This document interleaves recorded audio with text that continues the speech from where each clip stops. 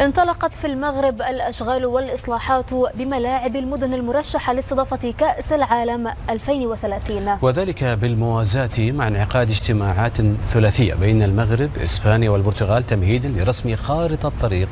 من الاول ما كان والو ما يدير حتى يعني عفسه عيانه ولا يعني برسا بصح دوكا مع وليد صالي ما يقدر يدير والو، نيبوا عليه مستوى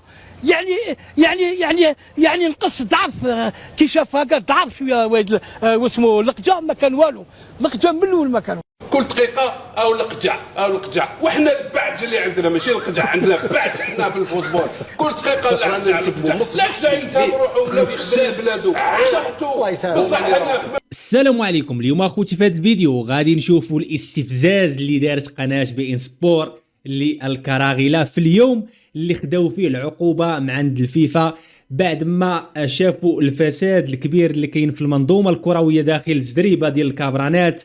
أندية ممنوعة من التعاقد مع أي لاعب وكدير تعاقدات بشكل عادي. الفيفا صدرت عقوبة بحرمان الأندية الجزائرية وكذلك المنتخب من المشاركة في أي تظاهرة كروية سواء قارية أو عالمية.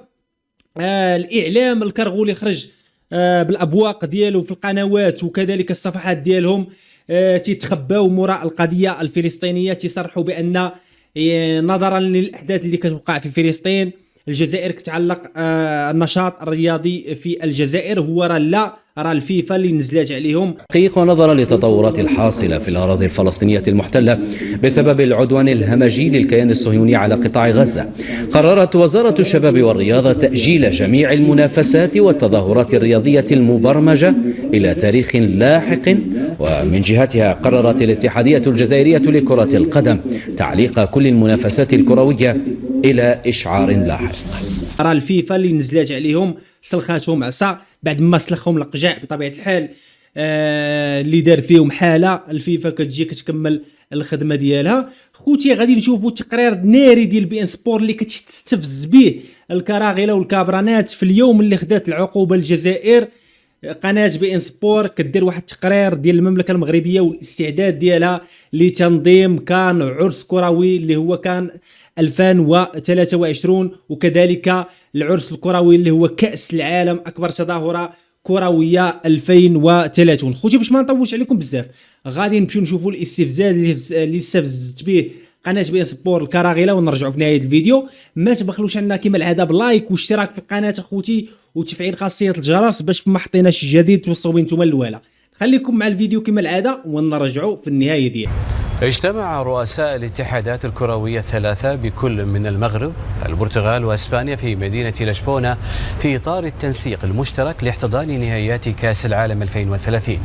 الاجتماع هو الثاني من نوعه والمخصص لمواصلة النقاش الخاص بالاستعدادات والتحضير لاستضافة النهائيات، وهو الأول بعد قرار الاتحاد الدولي لكرة القدم باعتماد الترشيح الثلاثي المغربي الإسباني والبرتغالي كملف وحيد لاستضافة نهائيات كأس العالم 2030. انطلقت في المغرب الأشغال والإصلاحات بملاعب المدن المرشحة لاستضافة كأس العالم 2030، وذلك بالموازاة مع انعقاد اجتماعات ثلاثية بين المغرب، إسبانيا والبرتغال تمهيدا لرسم خارطة الطريق للتنظيم. المزيد من التفاصيل في تقرير مراسلنا مهدي فودي من الدار البيضاء. من عروس الشمال مدينة طنجة إلى جوهرة سوس أكادير مرورا عبر فاس العتيقة العاصمة الرباط الدار البيضاء الكبرى ومراكش الحمراء، 6 مدن مرشحة لاستقبال القادمين من جميع أركان المعمورة. والمناسبة كأس العالم فيفا 2030. حلم المونديال بالمغرب سيصبح حقيقة بعد أقل من 7 سنوات، ولأن الأمر يتعلق بأعظم حدث كروي فقد شرع المغرب مبكرا في التحضير لهذا المقام.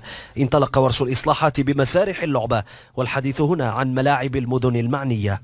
راه بادين من نهار اللي ترشحنا وتقبل الدوسي ديالنا، اذا كنا بادين ودابا غادي ننطلقوا البدايه صحيحه، لانه كاس العالم هذا رغم ان الفرق اللي غادي يجيو غادي يكونوا في استاد الملاعب ويتقسموا على الملاعب، كاين كل الوفره في الملاعب ديال التدريب.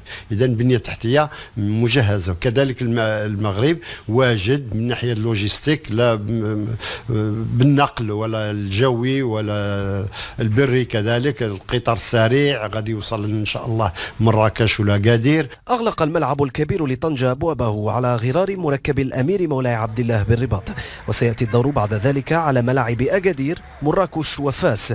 أما الدار البيضاء فستنعم بضواحيها بأحد أفضل وأكبر الملاعب بالقارة والعالم. مشروع صرح استثنائي تحديدا ببن سليمان يتسع لأكثر من 100,000 متفرج. هذه المشاريع غادي يكون فيها استثمار كبير، وغادي يكون ان شاء الله رونطاب للدوله في هذا استثمار كاس العالم. وباقي غادي يكونوا المرافق، غادي الجهاز، غادي يكونوا التجهيزات، غادي تكون اصلاحات كبرى. الجماهير ان شاء الله غادي يشوفوا شي حاجه جديده، وغادي يكون استعدادات على احسن ما يرام. الطاقة الاستيعابية لكل الملاعب المونديالية لن تقل عن 55,000 متفرج، كما جاء على لسان فوزي الأقجع رئيس الجامعة الملكية المغربية لكرة القدم في أحدث تصريحات له، مما يدل على خضوع جميع الملاعب لإصلاحات جذرية. في انتظار مزيد من المعطيات الرسمية وما ستسفر عنه الاجتماعات الثلاثية القادمة، قد يستغني المغرب ربما عن هذا الملعب مركب محمد الخامس، وذلك لإبراز مولود جديد. يتعلق الأمر بالملعب الكبير للدار البيضاء الذي سيشرع قريبا في تشييده وبنائه، على أمل أن ينافس لما لا على احتضان المشهد الختامي لكأس العالم فيفا 2030. مهدي فودي، بين سبورتس، الدار البيضاء. 360 مليار بلا حقوق المدربين. 360 مليار للاعب، 360 مليار عالقه. حتى الجوار، اسمح لي الشيخ، حتى الجوار مثلا يلعب عندك وعندك سسبونسيون تاع ممنوع وراك اماتور، وتزيد تعاود تسيني عنده ما يقبلكش. اكيد يولي نوفو جوار. بعثوا لافاف صافي سيمان على ليسونس هذه انيوال. برافو، لا ليسونس هذه انيوال. بعثوا لافاف باش يديمونديو استفسار من لا فيفا، وقالوا لهم ستانوفو جوار. نسمع راي سفيان. هذا هو اللي صرا في قضيه اولمبي المديه. انا نعطيك الموضوع من الاخير، انه رئيس الرابطه للهواة اغتنم الفرصه وين مكتب فيدرالي سابق ضعيف جدا، وين كان حاله انسداد المره هذه، وين كان فراغ في الفاف وما كانش رئيس اتحاد، استغل هو الفرصه وراح مد الاجازات الاولمبي المديه وبعض الفرق في القسم الوطني الثاني منهم مولودية العلم اللي راهم ممنوعين من استخدام من الاتحاد الدولي. اولمبي المديه المدرب سليمي هو اللي بسبتو الفريق راه ممنوع من الاستخدام. لما سمع باللي الرابطه الوطنيه للهواة مدت الاجازات الاولمبي المديه، قدم شكوى لدى الاتحاد الدولي، ورد الاتحاد الدولي كان صارم. ولكن علي مالك احنا تكلمنا معاه في الموضوع هذا، هو كان جد علي مالك المدرب التونسي سليمي اكيد. يعني تكلمت مع علي مالك؟ تكلمنا مع رئيس الرابطه، وتكلمت مع الامين العام للاتحاد الجزائري السابق منير دبيشي، مام جندوبي. تكلمنا في الموضوع هذا، ورئيس الرابطه للهواة كان ذكي جدا في اعتقاده هو، والحال الان بالبلو تيرم هذا نقول لك خبطها في حيط. هذا رئيس الرابطه الهواة خبطها في حيط، لانه هو اللي قدم الاجازات. ولما تحت اي مبرر بدل الاجازات؟ تكلمنا معاه قال لك اللاعب لما يكون النادي محترف، لما يكون النادي هاوي، اللاعب اللي يكون عنده الموسم الماضي، الموسم الحالي يكون لاعب اونسيان جوار، لاعب قديم، ومن حقنا نمدوا الاجازات. قلت له انا تحت اي نص ولا تحت اي قرار ولا مرسوم ولا ماده تاديبيه ولا ماده قانونيه تمنح لك الحق هذا. على ما اظن هو استفسر وخذا المعلومه من عند رئيس الرابطه المحترفه السابق المقيل، وتحمل كامل مسؤوليته. وانا قلت لك استغل مرحله الفارغ اللي كانت في الاتحاد الجزائري.